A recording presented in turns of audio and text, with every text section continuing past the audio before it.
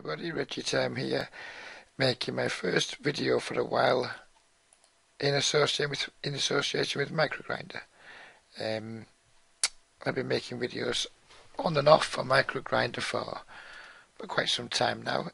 Alton took some time away from the site to pursue his e-learning career. Made some courses for Udemy. He did a couple of ebooks for Amazon. He was doing all of that and moved away slightly from the forum side of things, because I think he's probably right in saying this. Forums possibly aren't that popular these days, and it's certainly a difficult market to break into. But yeah, he's sorry for checking there. But he's trying to rebuild his site a little bit. So I'm more than happy to be involved with him. I always enjoy my time working with Alton, and I'm looking forward to working with him again. I am an independent video maker. I make videos for myself. I make videos for Grinder School and now for Microgrinder too. And I just enjoy doing it. I do it primarily, to be honest with you. There's no point fibbing about it. It's pretty obvious. I do it primarily to try and raise awareness of my coaching services. It helps me promote myself, but that isn't the only reason. I mean, I enjoy making videos. I enjoy helping people who perhaps can't afford to pay for any kind of coaching right now, and hopefully if my videos help people on the correct path, maybe eventually the people who help me for free now will become customers in the future, and if not, then that's fine too.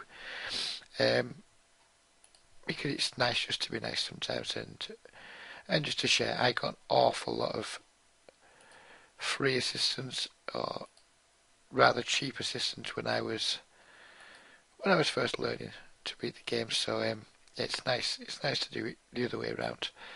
We 3-bet the Ace King there on table 1. And we're going to focus this video on playing really tight, by the way. We're not going to be getting out of line at any point, because I don't believe we need to do that to beat 5-0, so I won't be c-betting the Ace King here. There's still a very good chance we have the best hand, and if we don't have the best hand, I don't think we're going to get many folds on that board. Maybe hands like pocket 3s, pocket 4s, etc. would fold, but that's such a small part of his range. I'm going to call once here, because he might just be probing with a hand like Ace Queen or something like that, Ace 10. He might just be having one stab. I have no intention of calling the river. If he bets again, I'll have a very easy fold.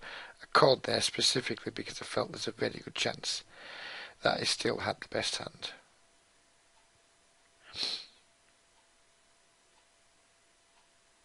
And hopefully 888. There have been some connection issues on 888 lately. I was hoping that wasn't going to be one, but it just looks like God is with my ears. He's taking his sweet time. I'm not going to call Jack 10 suited versus under the gun.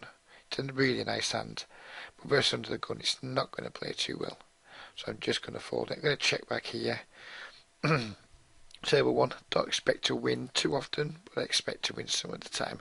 And I don't think I'm going to get him to fold a hand like 2 8s or 2 9s, something like that if I bluff. So and he was just probing the turn. So good result, good job.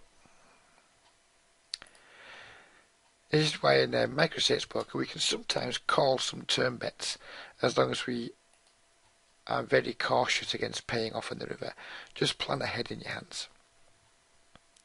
And by planning ahead, I mean there, my plan exactly was to just call, because there's a chance that that player could have just been probing with a pair that we had some decent equity against, or just with a hand like he had. Just wasn't sure where he's at, thought he could make me fold, but then didn't fight the river. There's a significant leak most players have in the micro stakes is calling too many bets. It's certainly a leak I had for the longest time, and still, when I'm not playing well, it's one of the first leaks that pops back into my game, is I get just a little bit stationary. So you need to be really careful about not paying off. It's really easy when you're playing 5-0, and I'm going to c-bet here with 2 overcards and 2 backdoor draws. I'm going to fold the Ace Jack. versus an early position open. And I would typically play this in my own games, but because it's a 5-0 video and I'm expecting there's going to be a lot of players who get in trouble in spots like that, I'm just going to start by just, for the first two videos, playing super tight. Then when we get to 10-0, we're going to play a little bit looser. Then when we get to 30-0, we're going to play a little bit looser still. And we're going to gradually expand our ranges in the way that we should be expanding our ranges. If we start as a beginner at 5-0, we should be playing really tight. And then the more experienced we become at poker, the wider ranges we can play from each position. And that's kind of what I'm going to hope to demonstrate in this series. We're going to try and do it like from like the ground up kind of thing. I'm going to call with a 10-7 here because we're getting such good pot odds. It's not a typical defend, but it's a min raise, it's a call. D has aces. What is it? Die has aces. He could easily be a very weak player. So 10-7 suited is not a hand I would typically call versus under the gun. But when it's an under the gun min raise and a weak player looks to have called, I think we can just about call with it and look to try and make 2-pair plus. So yeah, the purpose of the series is to play really tight at 5-0 and kind of approach the series like I approach coaching beginners. And when I coach absolute beginners, the very, very first thing I start with is to encourage them to play super tight. Because if you are a beginner and you are not playing particularly well post-flop, the last thing you want to be doing is playing too many hands pre-flop. So the first thing I do is get players to tighten up. I try and get them into maybe playing particular hands from certain streets. I do use hand charts for beginners. And I do get to try and get them so they're playing around maybe 16 to 18% of hands at the most. I think any more than that for an absolute beginner is going to create a lot of problems with them actually being able to learn without losing too much money, learn without costing themselves too much money, and also crucially learn without costing themselves too much confidence, because there's nothing worse for confidence than playing too many hands, usually from out of position, when you don't have the skills to actually pull it off post flop. So yeah, we're going to play really tight here, and we're going to talk about really basic concepts for the first two videos. And then as the series goes on, we'll start getting more into isolation concepts, and then 3-betting for isolation, and then the whole mate to 50-0. Probably get into the whole reg versus reg thing of 3-bet, 4-bet, 5-bet, showing all the stuff that everyone wants to get into talking about when they first come to poker, but isn't always the best way to structure your learning. We don't need to be, when we play 5-0, we don't need to be constructing 3-bet, 4-bet, 5-bet shoving ranges, reg versus reg, because there's going to be so many weak players in the game that our primary focus should be absolutely on exploiting weak loose passive players. So I've had a guy who's just donked for pot, this Monkfish 82. I think it's very likely that he's got an ace here. If he does have an ace, when just not getting the odds to draw, we've got 12 outs against an ace. Sorry, 10 outs against an ace. I'm going to fault here too because my outs are very obvious. So we've got 10 outs against an ace, and we're getting 2-1. So we've got probably just on one card to come. We need around 4-1 odds to call. We're not getting anywhere near that. And because his stack's so small, we're not getting the correct implied odds, and it's just very likely he's going to shove the turn, and we're going to miss most of the time and then be in a tough spot. And also, we have no idea what Red Jack's going to do behind us, so we're just going to make a tight fold here and just lay the queens down.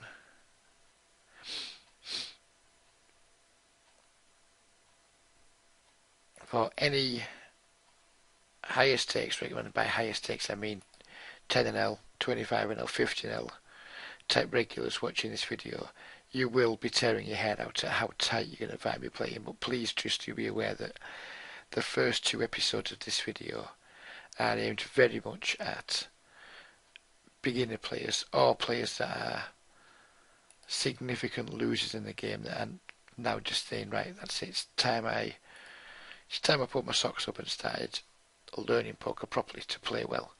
This video is not aimed at anybody who is currently playing 10-0 or higher and playing for profit. It's very much a first step on the ladder type video.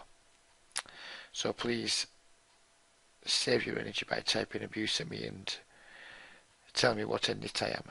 I know I'm a nit, but I'm going to be a special nitty in this video. So if you don't like watching nits play, probably good time to turn off, I would imagine. But having said that, if you are a losing player, it's probably a good time just to continue, just to see how disciplined I'm going to be during the video, to try and learn how to instill that kind of discipline in your game. If I make any unusually tight folds, I will do my best to explain them as well as possible from a beginner player's point of view, not from a 10-0, 25-0, 50-0 player type of view, just from the point of view of how I would be coaching a brand new player to approach the game.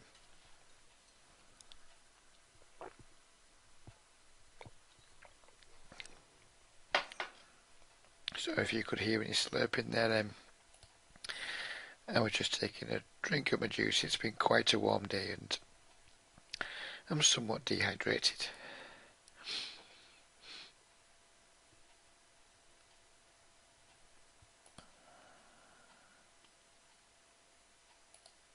Oops, I keep doing that, keep clicking.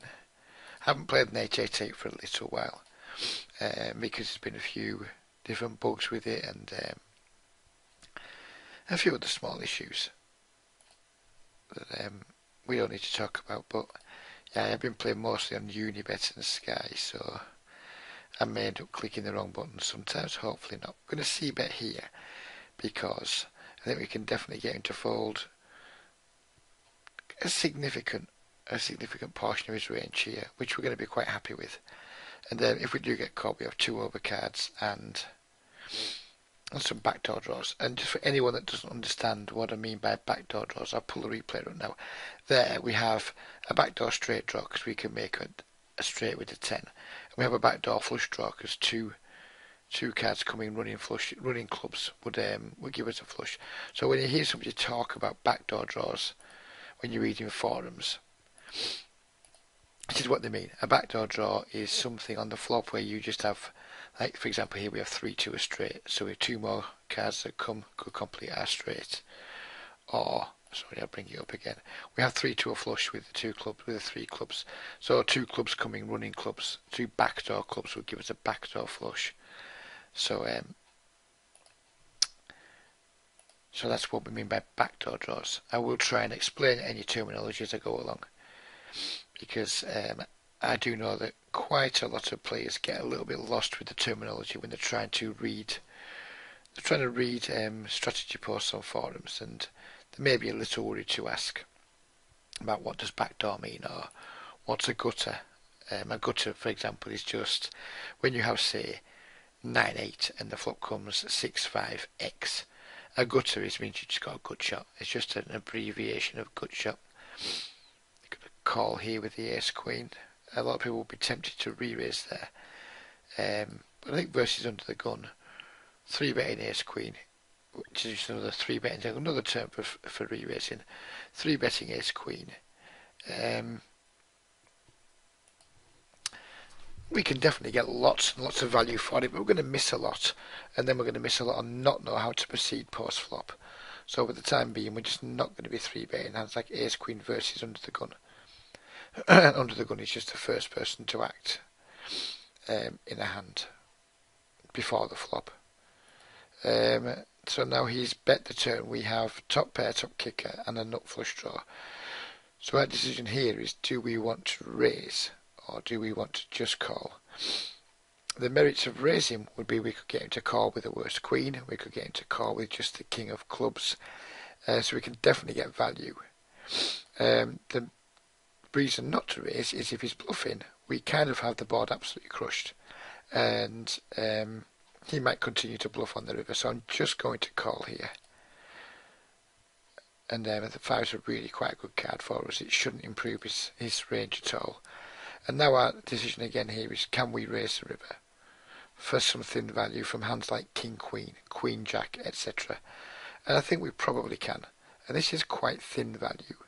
And what thin value means is, I'm going to check the Ace Queen here. We'll talk about thin value continually. I don't want to time out. What thin value is, it's a bet or a raise that it's not necessarily too easy to get called by worse, but we still think we've got the best hand. So for example, if we had, just pull this hand up again, if we had the ace, if we had pocket queens there, or pocket fives would be the ultimate best example of it. If we had pocket fives, so we had quads, there wouldn't be any thin value at all, because every single hand that calls us is a worse hand.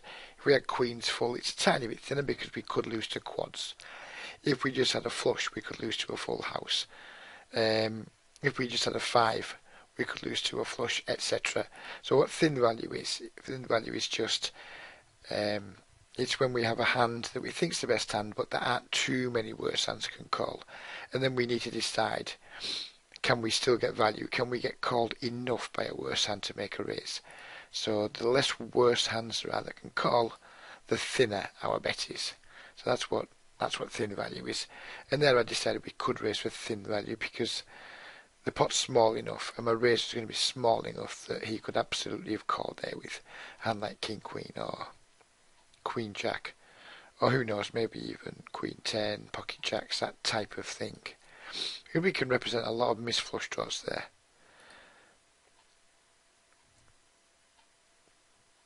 So again, apologies to anyone watching the video who does find this just a little bit too simplistic. I do apologise, but I also think that for the purposes of the video it's important I do try and explain everything that may well go over the head of a very, very new player.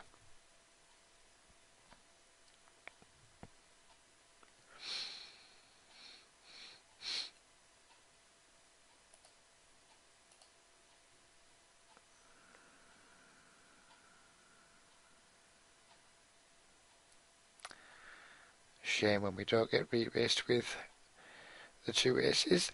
I'm going to call here, and this is slightly different than the raise earlier because we're drawing to a higher end straight here. On the previous board, when we had an open end straight draw, we didn't have the high end of it. So when we did hit, it's likely that we're going to be behind quite often, or it's very obvious we've hit. Like here, it's very obvious we've hit too. But it's way less likely we're going to be behind when we get called. Whereas the other board, we had like the 2 in a, I think it was a 3, 4, 5, something like that. And it's way more likely we're going to get caught by a worse hand. My decision here is, does this player have 7-5? He probably has a 5. So do I want to call just for a chop? And I think I'm going to call for now. I'm not going to be too happy if he really does bet really big on the river. There is a chance he could have 7-5 and I could be in real bad shape. So the question now is, do I want to pay off here on the river? The best I can do, in my opinion, is chop this pot. And by chop the pot, I mean just win half of it. So effectively, I'm being asked to call 176 to win half of 328. And I'm just not going to do it because I think it's just going to have a 5 most of the time, but he's probably free rolling with 7-5 some of the time too. When he's check raise a turn and shove and bet the river. In fact, yeah, I'm just going to fold, and that is an extremely tight fold, and maybe it's even an incorrect fold. I wouldn't be surprised if that's an incorrect fold if I went away and did some more work on it. But because I'm making a video where I'm trying to encourage people to find big folds on rivers when people are betting pot, I think the best we can do is chop there. The best we can do is split the pot. I just very much doubt he's going to have any bluffs. I'm just going to fold because when we do get free roll there with 7-5, it's not a lot of fun. But that is an insanely tight fold, and I do expect to be criticised for making the fold by more experienced players.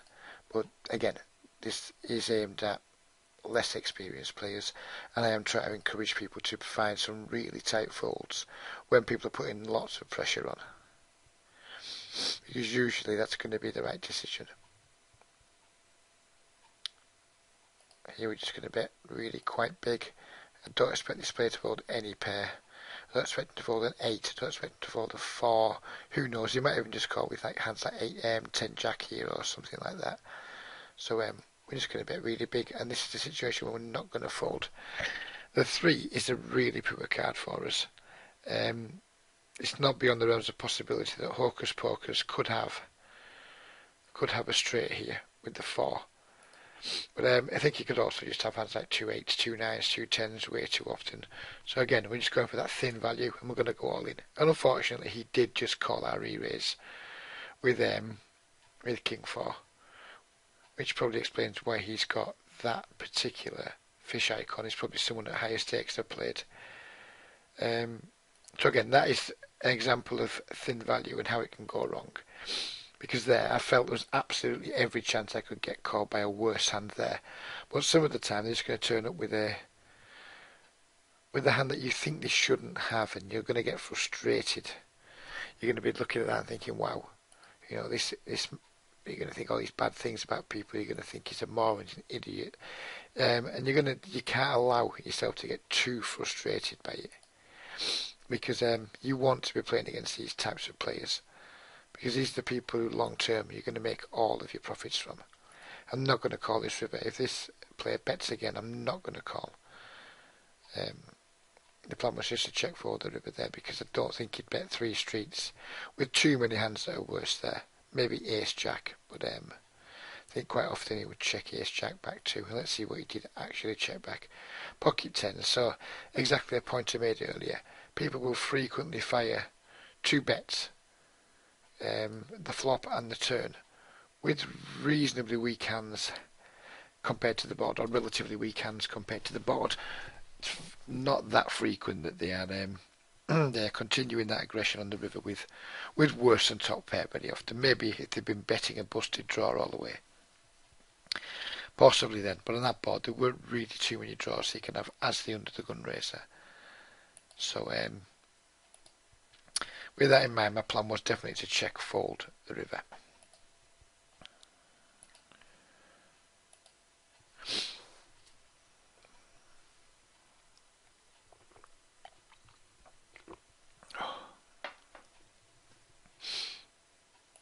Yeah, that's a very tight fold on the button with ace-2 there. Again, I am just trying to stick to a philosophy in these first 2 videos of just playing 2 high cards and pocket pairs. It's all you need to do if you're playing the micro stakes. If you're playing 5 and L, you should be able to get away with just playing 2 high cards. And by 2 high cards, I tend to mean Jack 10 or better, and pocket pairs. And maybe when we get to the button, we can widen that. We can start raising some like suited ace-x type hands and some of the slightly smaller connectors. And again, that will have some regulars tearing their hairs out. So we can play tighter than that. We can do this. We can do that. We can do all of these things. We can absolutely play looser. But again, just bear in mind the video is aimed at beginner players. So yes, we can absolutely play tight, play looser. We will absolutely be playing looser in later videos. Just in the first 2, we're going to be playing super tight.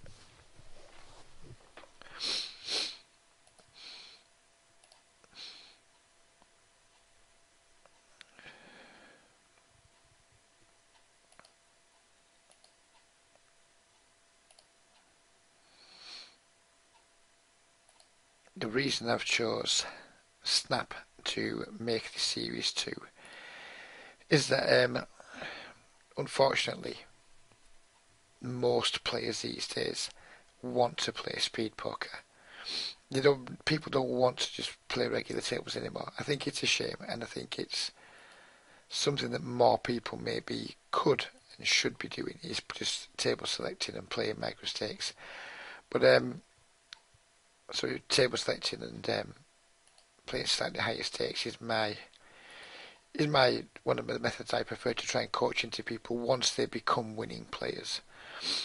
But I think when we are playing 5-0 and maybe 10-0, I think it's probably absolutely fine to grind speed poker, because there's still going to be plenty of weak players around. So it's not going to cause us too many problems. We're not going to need to game select so much at 10-0 and 5-0. Here I hate calling re-raises. I hate calling 3-bets. I think usually it's because I'm going to make an isolation raise here. I didn't particularly want to get into it in this video, but I think Jack 9 would be too tight to fold there. I was going to fold the 3-bet. I almost wanted to call there. But calling re-raises in the micro stakes with hands as weak as Jack 10 offsuit is going to be a losing play most of the time, because unless we have a read that someone's just monkeying around and like re-raising small constantly, we're just going to be dominated way too often and end up making a lot of very expensive second best hands.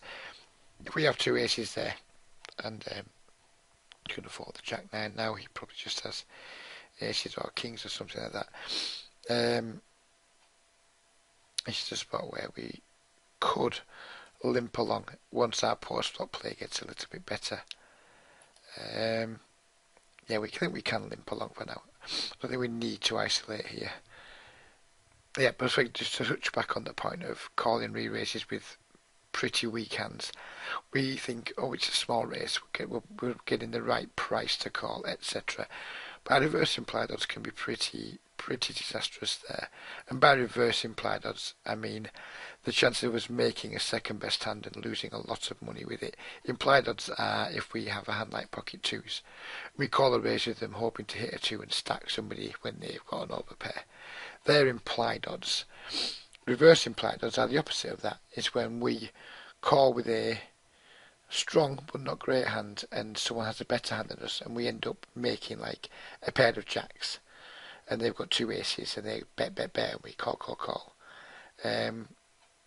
So things like that, it can happen way too often where we call hoping to make two pair or a straight and then we make a 10 instead and we end up calling too many bets.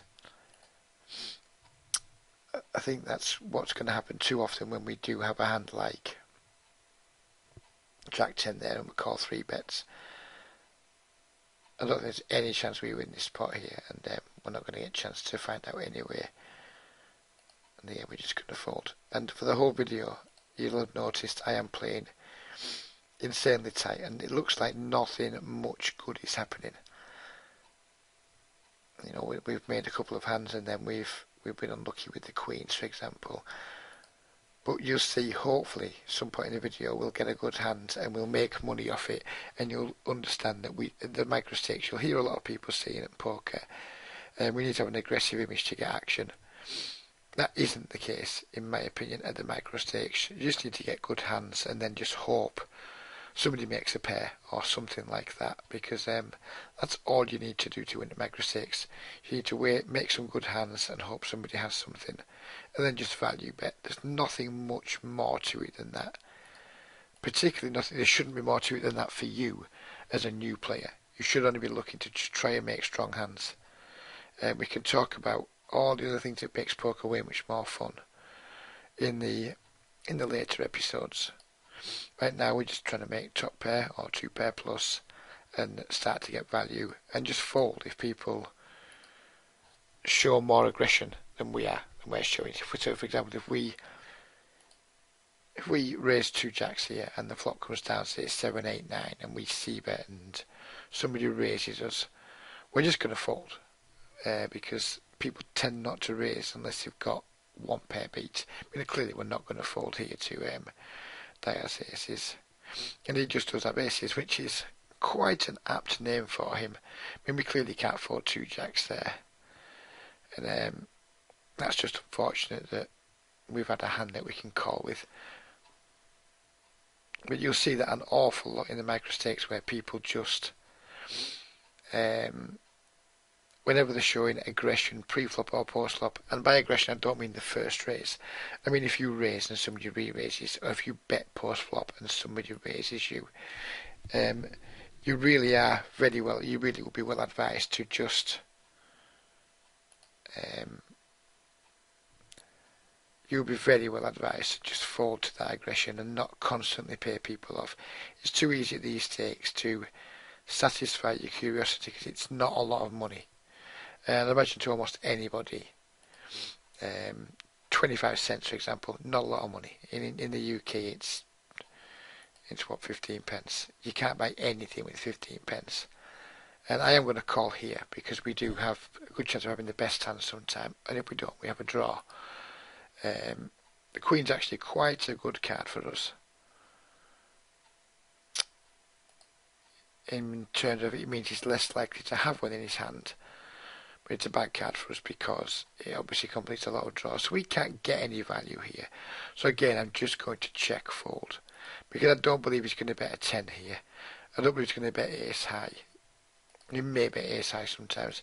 But if he's value betting this river, he's going to be value betting a hand better than ours. Again, here we've been re-raised with 2 queens. I'm already not liking this situation, but 2 queens is obviously way too strong to fold. So we're going to call. And we're just going to try, and now, especially now the ace has come, we're just going to try and show our hand down as cheaply as possible. We will probably call the river now. And now he's checked. My decision is, can we get called by a worse hand? And I think there's a good chance he might have 2 kings here, or a weak ace. So I'm just going to check back. And he did have the 2 kings. So again, that's just another example of how we've been re-raised in the micro stakes and someone's just had an absolute monster hand. It happens nearly all the time. Just maybe you have to experience it by yourself, who knows. But you could just take it from me that if you're getting re-raised pre-flop 5 and L, a very, very, very large amount of the time, that person, unless they're really poor aggressive player who is just literally monkeying around and clicking buttons, they're just going to have a good hand nearly all the time. So we can make some really big folds, and I'm glad I made that point with the 2 queens beforehand, and I'm glad the hand played out. I'm really glad I lost the pot because it does really demonstrate the point I'm trying to make to people, that just we need to respect aggression. We need to respect aggression even when we get to 50 and 100 now. We need to respect aggression. But again, at those limits, there are people playing wider ranges more aggressively. At those limits, people just aren't playing particularly wide ranges aggressively in these games. Plenty of players playing particularly wide ranges, but they're not playing them particularly aggressively. They're limping with them, they're min-raising. They're not always betting or raising with draws post-flop. And they're not doing any of those things anywhere near as often. So we can just respect aggression way more. We can just take it at face value and fold most of our one pair stuff most of the time. And like I say, it probably does make for a relatively dull video. But these are meant to be instructional videos. I mean, I hope that my videos are entertaining, of course, but they are supposed to be instructional videos. And the purpose of this video and the next one is to give instruction to brand new players or players that have never taken poker seriously before and never given a crack of learning it and have some incredibly bad habits. So if you have got this far, I'm hoping you're either understanding the purpose of the video and just watching it anyway, just for the hell of it, or B, I hope you're getting a lot from it, because I think a lot of the stuff we talked about in this video is going to be really good for beginner players specifically, and also for previous losing players who have decided to genuinely turn over a new leaf.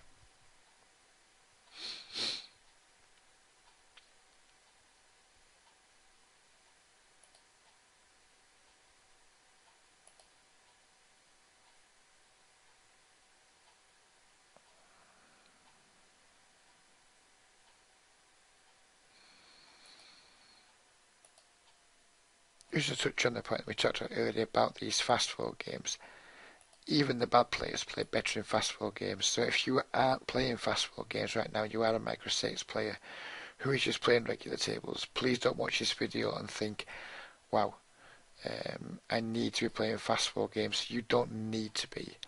I would much rather nobody played fast four games. I would much rather fast four games didn't exist. I think they're bad for poker. I think they promote a lot of bad things that we don't need to talk about in this video. And I think they're better for the sites than they are for players. So anything that's usually better for the site isn't very often going to be better for players. But I'm making the video just because they do make for, if you would play 2 regular tables in the video, it can sometimes be somewhat slow.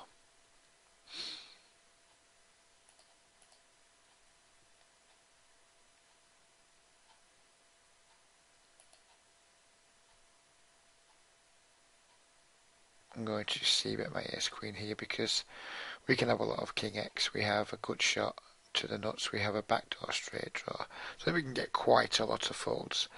I'm now going to start bluffing here versus Gemma Kirsty, because I think it's pretty unlikely that they're going to have a really strong hand. And my plan was to bluff the river if I'm not going to carry on bluffing here on the other potato, by the way. The plan was to bluff the river if I got called, to try and get him to fold king x or something like that. As it happens, we didn't need to bluff, and he did just call with a good shot on the turn and bluff the river. Again, here we're just going to check against queen back, and this is something you typically don't see in the games I play.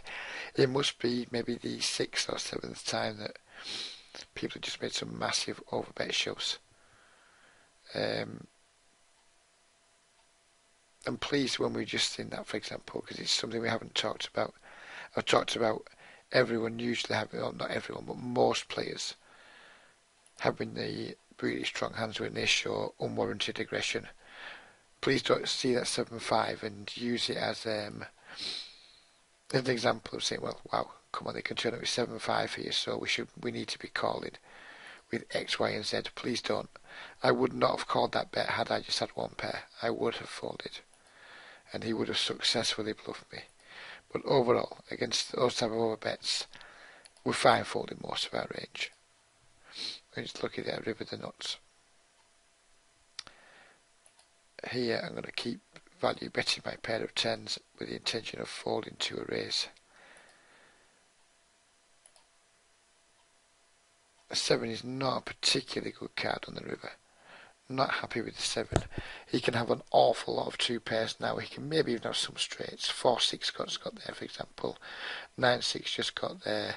Lots and lots of 2 pairs he can have. I think it's too thin to value bet this river. I think a lot of his hands are going to be maybe hands like busted flush draws, two high cards, who knows, maybe just some good shots if he had like ace 2 or ace 4. I don't think I'm going to get called too often by worse. And he just had 2 kings, so wow. I guess he just got a little bit scared by the board there and got confused. And that can happen if you do try and slow play a big hand like 2 kings. Boards like that do end up getting pretty scary for you, because it's just not that hard for you to be beat when you've only got 1 pair on that board.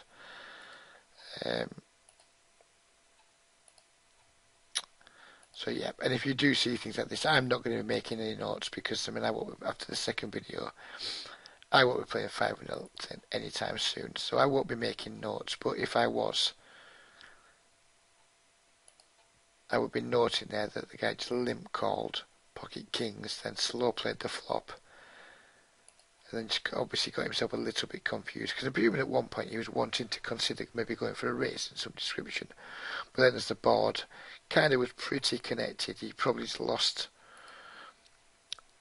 track of what he was trying to achieve there. I mean, as it happens, I would have folded the turn. You'd heard me say I'd planned to bet fold anyway, so he wouldn't have got action from me. But there's plenty of players there that, if they had my hand, he would get a ton of action from if he check raised the flop or check raised the turn. So I think he should have continued with his plan there. If his plan was to raise, it might never have been to raise. His plan might just have been limp call and then just bluff catch all the way down, which inadvertently could actually be quite a good plan against a lot of players. But against a good player, it's not going to be too much of a plan. You don't need to balance it that way.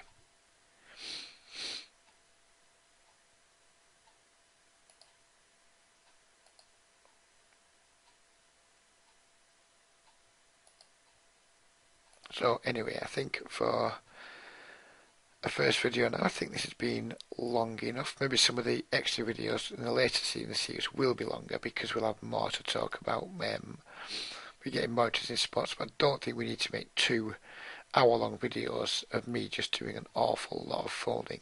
I hope the message got across. I will be re-emphasising the message in next week's video. So you might not want to watch that if you haven't enjoyed this one. But yeah, hopefully when we get to 10-0, 25-0, sorry, 10-0, 13-0, 15-0, there'll be more for people to enjoy. Here we have a pair, we have a two-way straight draw, a 9 or a king gives us a straight, so I will be check calling this, but expecting them beat quite often, but I think I can hit a jack, I can hit maybe a queen alone, want to hit a queen really. We can hit a jack, or we can hit a 9, or we can hit a king. So we have enough outside to call a small bet. I'm going to raise here for absolute pure value against a gentleman who's just min bet 5 cents into that pot. And then we've been re-raised by Mikey. And I'm going to do something now that this is, in my opinion, I should fold here. When he's seen a bet and a raise, I should absolutely fold. I fully expect him to have a set of 4s, 8s or 2s here. But there's just a small chance he can have a draw or pocket kings or pocket queens, so I believe this should be a fold. But for the purpose of the video, we're just going to go all in and see what he calls with. And he does have a set. That's exactly like I said. So another reason we can just be, just any time someone's showing aggression, we should just be folding. That was a play I made there because there was a small chance I had the best hand. But I called mostly just to demonstrate the point. And I'm actually glad he had a set of 2s there, because it's been a really nice way to end the video. Should have lost. So it's not a nice way to lose a video, to end the video on a losing hand. But it's a really nice way to end the video in terms of really hammering home the point that we make in our video, which is respect aggression at the micro stakes. So yeah, it's I think it's a really nice way to end the video, so we are going to end on that. I hope you enjoyed the video, I hope you got something from it, and I hope that that really expensive shove I've just made in the end there has put a nice exclamation point in the video on all the things we've talked about. So until next week, this is Reggie Time signing off. Take care, be lucky, and I'll see you soon.